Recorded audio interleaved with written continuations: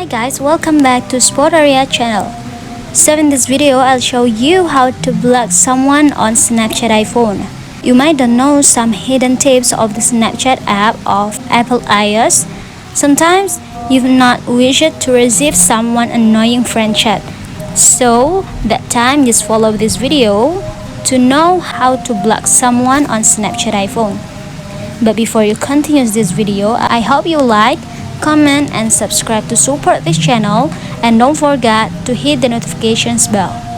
So without any further ado, let's get started.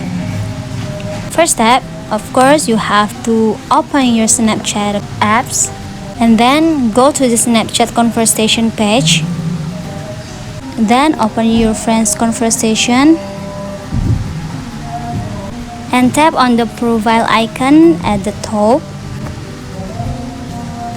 After that, you have to tap the icon at the top right in the corner and tap on it to block your friend, and tap the second block option,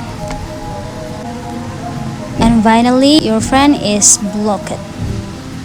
So guys, that's the tutorial how to block someone on Snapchat iPhone. I'll see you on the next video and good luck.